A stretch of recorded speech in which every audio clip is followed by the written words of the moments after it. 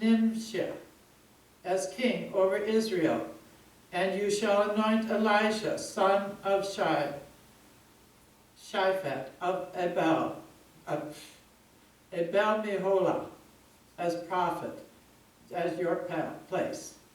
Whoever escapes from the sword of Hazael, Jehu shall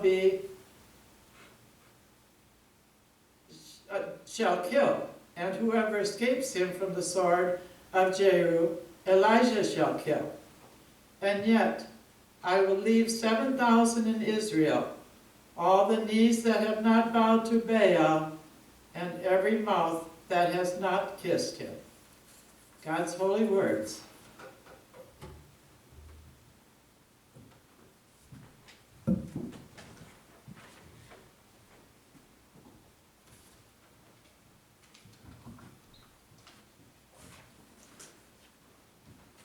Faced with the threat of death, Elijah lost his faith that God cared for him and lost sight of God's power.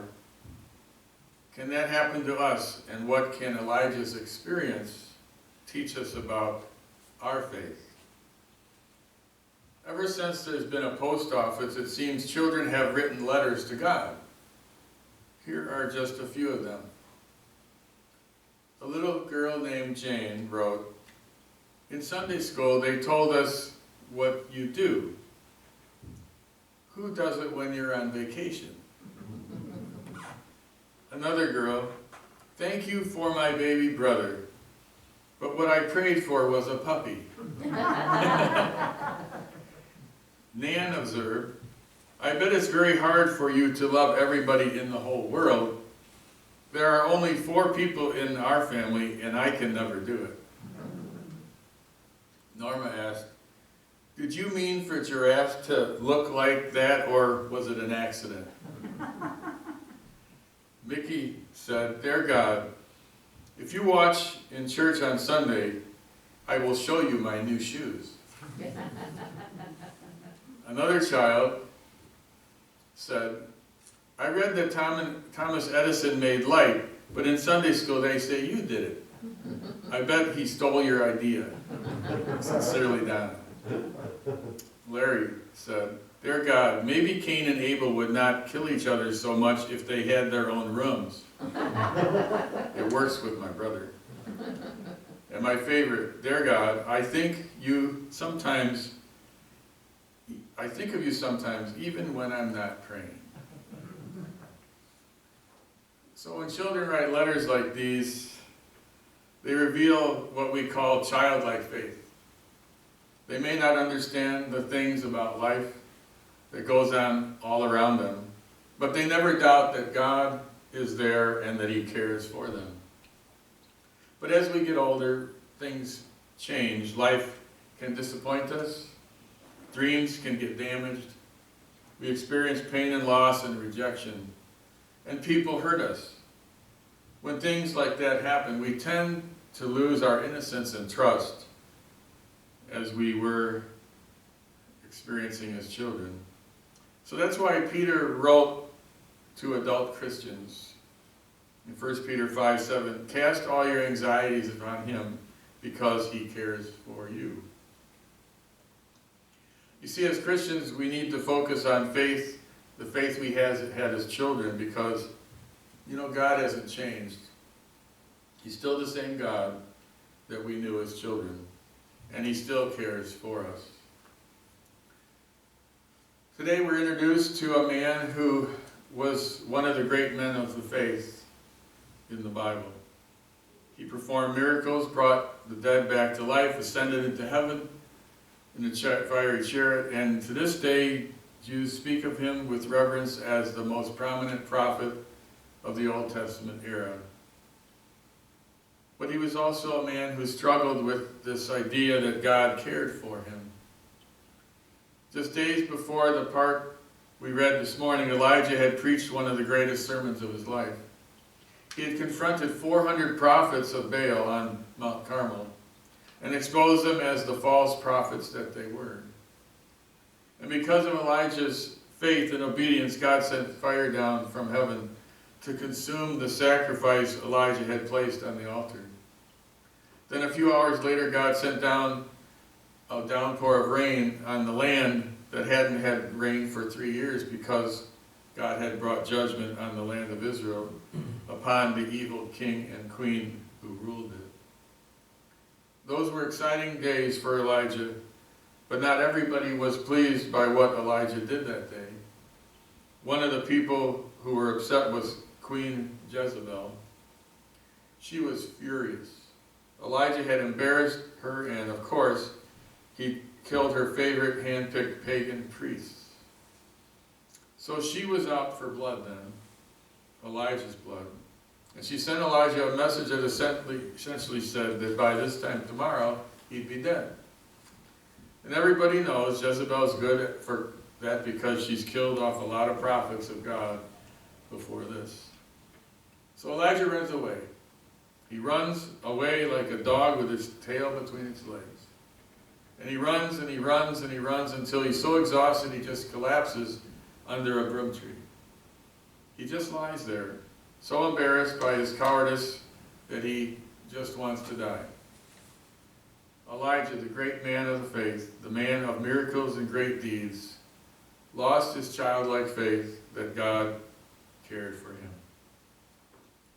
Now in the book of James, we're told that Elijah was a man just like us. James 5:17. He was just like you, and he was just like me. Now granted, he did things you and I could only dream about doing, miracles, raising the dead, etc. But he was still governed by the same kind of passions and emotions that we are. And that's something God wants us to remember. You see, God could have just told us the cool stuff in Elijah's life, the miracles, the battles that he waged, the prayers God answered, but no. God also saw fit to include the story of this great man becoming so afraid that he ran for his life. But one of the reasons God included this part of Elijah's story and shared it in the Bible is because we need to realize that God cared for him just like he cares for us. Notice what God does first for Elijah. And Elijah laid down under the tree and slept. And behold, an angel touched him and said to him, "Arise and eat." And he looked, and behold, there was at his head a cake baked on hot stoves and a jar of water. Stones. He ate and drank and lay down again. And the angel of the Lord came a second time and touched him and said, "Arise and eat, for the journey is too great for you." So about this, Elijah had lost his faith. He's very verbal about the idea that he doesn't think God cares for him anymore, and that God hasn't lived up to his part of the bargain. Some might think that God would be upset with that and tell Elijah, "What's wrong with you? Where is your faith? Get up on your feet and act like a man." Is that what God did? No. Instead, God sends an angel to make sure he has food and drink. And then he lets Elijah sleep. Then the angel returns a second time to feed him. What's going on here? Why would God just step back and do nothing? Why didn't God just try to reason with Elijah and give him a lesson in faith? Why did he just let him sleep? Well, God did that because that's what Elijah needed. There's times we don't need answers, times we don't need theology, times when explanations are worse than worthless. Sometimes we just need to just back off. We need to rest. As I looked at this passage, it seemed like Elijah ran because he panicked. So I did an interesting search about panic, and this is what I found. Panic attacks are periods of time, extreme fear, that cause physical symptoms such as a racing heart, sweating, trembling. Panic attacks are also accompanied by a feeling of an impending threat of harm or even death. From American Brain Society, that was from. Well, how do we deal with panic? Well, according to Mayo Clinic, one of the ways to deal is make sleep a priority. Make sleep a priority. Another source said, not get enough sleep is amongst the thing that can trigger or worsen anxiety. So God gave Elijah what he needed, a time to rest, a time to sleep. Why? Because God cared for Elijah. But sleep wasn't going to be enough. Sleep alone was not going to take care of the fundamental problem that caused Elijah's anxiety. Elijah desperately needed to know that God cared for him.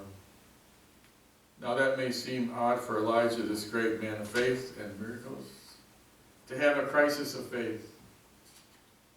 But we need to remember that he was just a human like us. Yes, he'd experienced God's power and influence, but in the face of a very real threat, Elijah had forgotten all that God had done for him in the past. And now he was frozen in faithlessness and threatened to be destroyed. He was in fear. And what was causing the crisis of faith for Elijah? There were two lies, and these two lies had convinced him that God didn't care for him anymore. The first lie was, God needs me. Elijah had come to believe that he was indispensable to God. In our text today, God asked Elijah, what are you doing here, Elijah? And Elijah replied, I had been very zealous for the Lord, the God of hosts. For the people of Israel have forsaken your covenant, thrown down your altars, and killed your prophets with the sword. And I, only I, am left, and they seek my life to take it away. So what is Elijah saying? He was saying, I'm the only one who stands in the gap. I'm important. If something happens to me, well, God, you're going to be in trouble. Essentially, Elijah was telling God that he was indispensable. It kind of reminds me of a story of a preacher who was teaching a children's Sunday school class. He was teaching them about the 23rd Psalm, and he spent a lot of time talking about sheep. What they were like, how they ate, and how they interacted with the shepherd, and so on. Then he pointed out that the kids in the class who were Christians were kind of like the sheep of the flock. Then he asked, if you are the sheep of the flock, who is the shepherd? Now in that church they referred to preachers as pastors, which is another word for shepherd. And so he was expecting the kids to say that he was the shepherd of the flock. But apparently he failed to set the question up properly. And one of the little boys answered the question, Jesus is the shepherd. Now that was a shocker to the preacher because it was true. He was so flustered, he almost couldn't help himself. Then he blurted out, well then, who am I? And the little boy said, well, I guess you must be the sheepdog.